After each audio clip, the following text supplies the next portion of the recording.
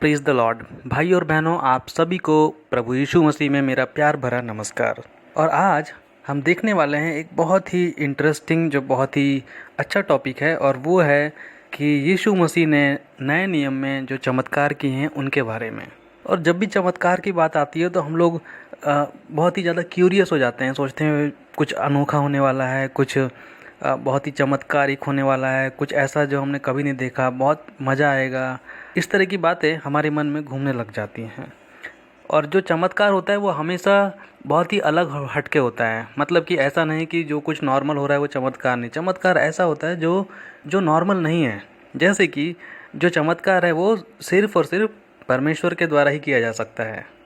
और आज हम इसी के बारे में कुछ देखने वाले हैं कि चमत्कार क्या है, यीशु मसीह ने क्यों किया चमत्कार, क्या ज़रूरत थी, और इसके बारे में हम देखेंगे।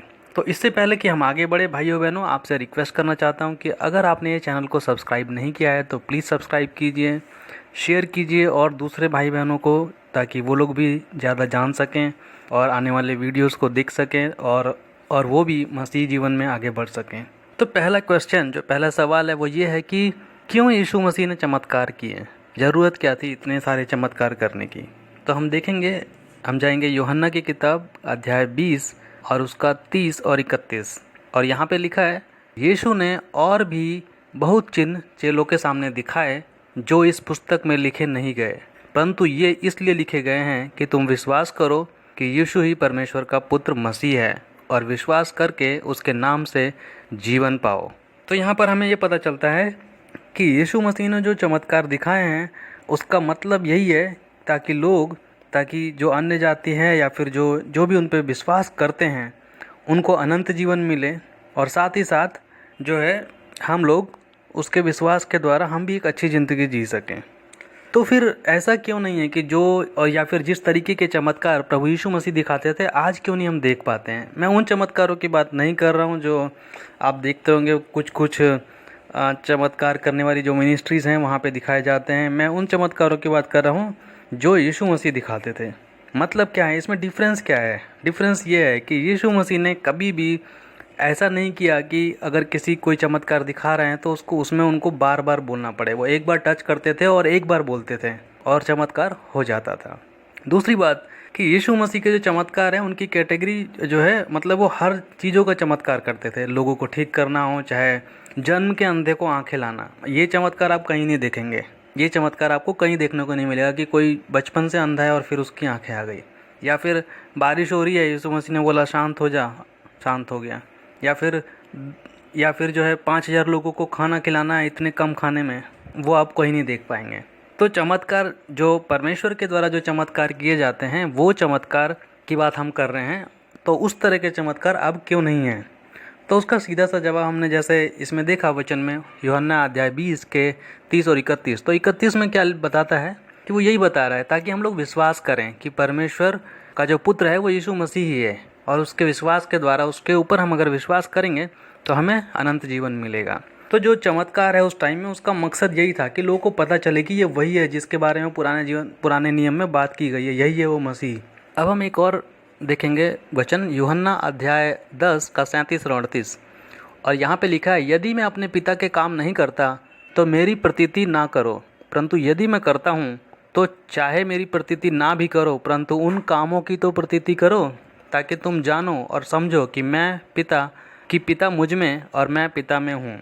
तो यहाँ पे एक और बात पता चलती है कि जो चमत्कार हैं वो परमेश्वर के द्वारा ही यीशु मसीह कर रहे हैं। यानी कि जो चमत्कार हैं, ऐसे चमत्कार सिर्फ और सिर्फ परमेश्वर खुद कर सकते हैं, और या फिर यीशु मसीह जो कि खुद एक परमेश्वर हैं। अगली बात, एक और वचन हम देखेंगे मरकुस अध्याय 1 का 41 से 42 कि क्यों यीशु मसीह ने चमत्कार किए।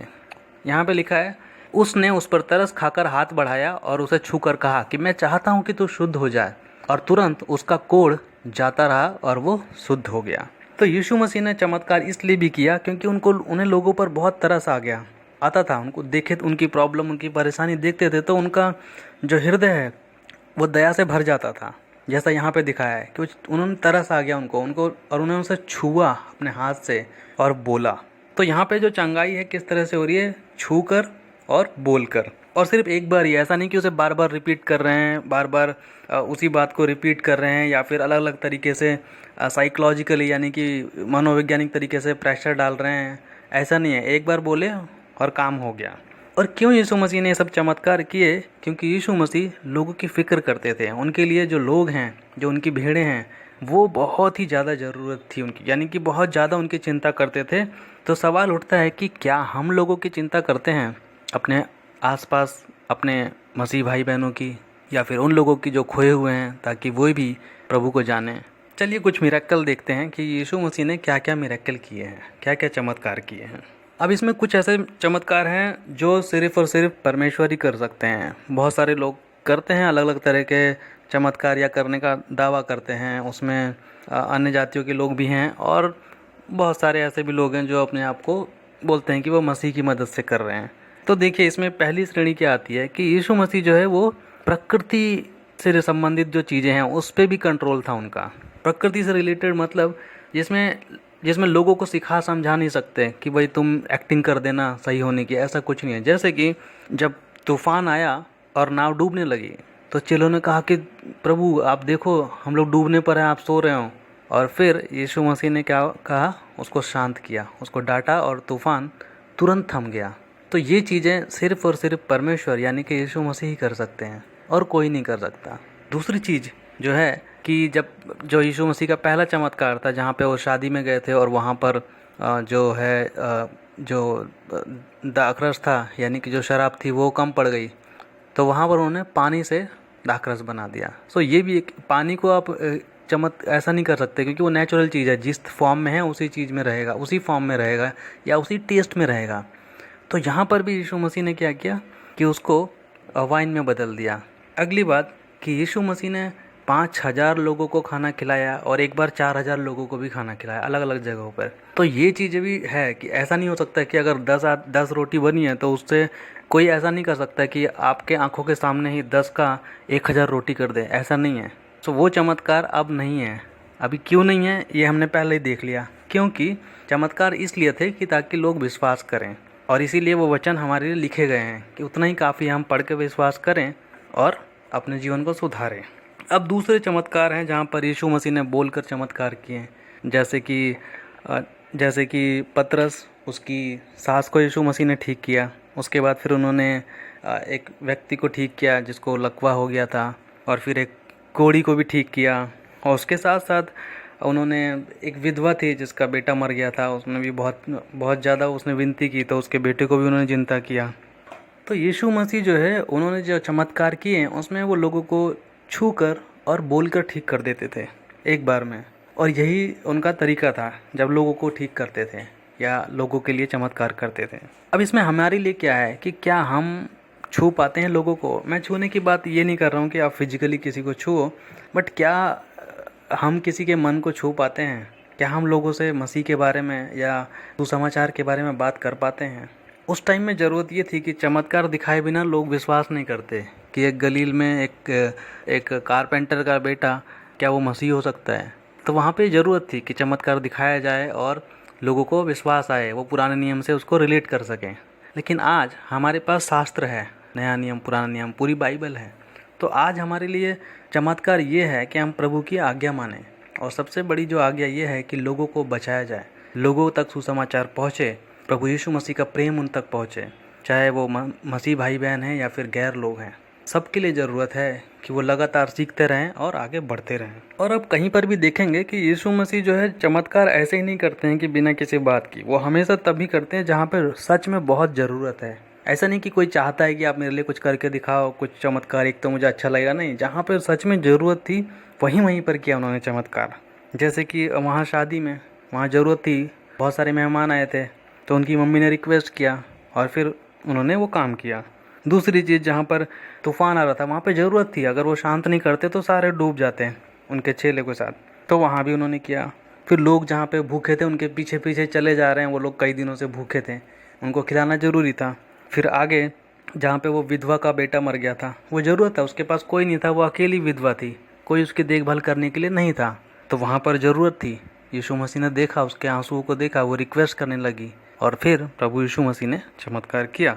और फिर उन्होंने 10 कोढ़ियों को भी हाँ 10 कोढ़ियों को भी ठीक किया। अभी वहाँ पे उस टाइम में क्या होता था, जो कोढ़ी होते थे उनके लिए उनको निकाल देते थे नगर से, नगर के बाहर उनके लिए जगह बनाई जाती थी जहाँ पे वो रहते थे, और जनरल पब्लिक से उनका कोई लेना देना नहीं। जैसा कि आज आप देख रहे हैं कोरोना वायरस में सब लोग सोशल डिस्टेंसिंग मेंटेन कर रहे हैं, तो वैसा ही उस टाइम में था। किसी को अगर ये हो गया है कोड तो फिर वो बाहर रहेगा शहर से, और कोई लेना देना नहीं रहेगा उनसे। और जब वो ठीक अगर हो भी गया है तो आके पहले महायाजक को दिखाएगा कि मैं सच में ठीक हो गया हूँ या नहीं, और जब वो एक बार फाइनल कर देगा तभी वो बाकी लोगों के साथ मेल मिलाप कर सकता है। तो ऐसे लोगों को भी यीशु मसीह ने ठीक किया, क्योंकि उनकी ज़रूरत को समझा। और सिर्फ और इस तरह की जो हीलिंग है, इस तरह की जो चमत्कार है, उनका चंगाई है, वो जो है सिर्फ शारीरिक रूप से नहीं बल्कि उनको मनोवैज्ञानिक तरीके से भी उनको ठीक किया, ताकि वो अपने मन से भी मजबूत हो सके। तो यीशु मसीह ने जो चमत्कार किए वो सिर्फ और सिर्फ लोगों की ज़रूरतों को समझ के, जहाँ पे सच में अगर वो नहीं करते तो विश्वास में लोगों का आगे बढ़ना मुश्किल हो जाता है, या फिर ये कहें कि उनकी ज़रूरत थी वो। जैसे कि एक आदमी, कोई व्यक्ति अगर मर रहा है तो ज़रूरत क्या है, ज़रूरत ये है कि उसको पहले हॉस्पिटल ले जाएं, उसके लिए कुछ ज़रूरत कर इंतज़ाम करे दवाई का, डॉक्टर्स का। सो उसी तरीके से अभी उस टाइम में जो है डॉक्टर्स इस तरह से नहीं होते थे वहाँ पे। उस टाइम में ऐसा था कि जो धर्मगुरु है वही सारे काम करता था। वो डॉक्टर भी है, वो सलाह भी वही दे रहा है, आपके करियर के लिए भी वही सलाह देगा, हर चीज़ के लिए जो धर्मगुरु है वही सारे काम करता था। अभी डॉक्टर अलग हैं, स्कूल के टीचर अलग हैं, और काउंसलर अलग हैं। तभी ऐसा नहीं था, तभी एक ही आदमी सब काम करता था। हम एक और वचन देखेंगे, और उससे पहले कि यीशु मसीह ने कब चमत्कार किए, कब कब चमत्कार किए, तो यहाँ हमें पता चल जाएगा। मरकुस 6 का 1 से 5 यहाँ लिखा है, वहाँ से निकलकर वह अपने देश में आया और उसके चेले उसके पीछे हो लिए। शब्द के दिन वह आराधनालय में उपदेश करने लगा, और बहुत लोग सुनकर चकित हुए और कहने लगे, इसको ये बातें कहाँ से आ गई, और ये कौन सा ज्ञान है जो उसको दिया गया है, और कैसे सामर्थ के काम इसके हाथों से प्रकट होते हैं। क्या ये वही बढ़ई नहीं जो मरियम का पुत्र और याकूब और योसेस का और यहूदा और सिमोन का भाई है, और क्या उसकी बहनें यहाँ हमारे बीच में नहीं रहती। इसलिए उन्होंने उसके विषय में ठोकर खाई। और यीशु ने उनसे कहा कि भविष्यवक्ता अपने देश और अपने कुटुंब और अपने घर को छोड़कर और कहीं भी निरादर नहीं होता। और वह वहाँ कोई सामर्थ का काम नहीं कर सका, क्योंकि केवल थोड़े बीमारों पर हाथ रखकर उन्हें चंगा किया। तो यहाँ हमें पता चलता है कि जब यीशु मसीह अपने इलाके में गए, यानी कि अपने गांव में गए, और वहाँ पर जो है लोग इतना विश्वास नहीं किए उन पे, क्योंकि उनको लगा ये तो वही है बढ़ई का लड़का और मरियम का बेटा, याकूब का बेटा, बचपन से तो जानते हैं हम इसको, ये इतना चमत्कारिक काम, तो लोगों को विश्वास नहीं आया। उनको लगा ये तो ऐसा कैसे हो सकता है, और इस वजह से वहाँ पर परमेश्वर यानी कि यीशु मसीह ने चमत्कार नहीं दिखाए, बहुत कम। तो कहाँ पर यीशु मसीह चमत्कार दिखा पाए, जहाँ पे लोग डेस्परेट थे, यानी कि सच में उनके अंदर आतुरता थी कि हाँ कुछ हो जाए हमारे लिए। सच में बहुत विश्वास था, कुछ था कि वो चाहते थे कि प्रभु हमारे लिए कुछ करे। कि एक स्त्री के बारे में जिसको 12 साल से लहू बहने की बीमारी थी, तो वो इतनी ज़्यादा आतुर थी इस बात के लिए कि वो सोच रही थी, क्योंकि डॉक्टर्स वगैरह कोई नहीं था, और उसने जो भी वैद्य वगैरह होते थे थोड़े मोड़े, उनसे उन्होंने बहुत इलाज किया, लेकिन उसको कुछ फ़ायदा नहीं हो रहा था। तो उसने सोचा कि अगर मैं बस छू लूँ, उसके कपड़े भी छू लूँगी तो ठीक हो जाऊँगी। तो वैसा ही हुआ उसके लिए, वो ठीक हो गई।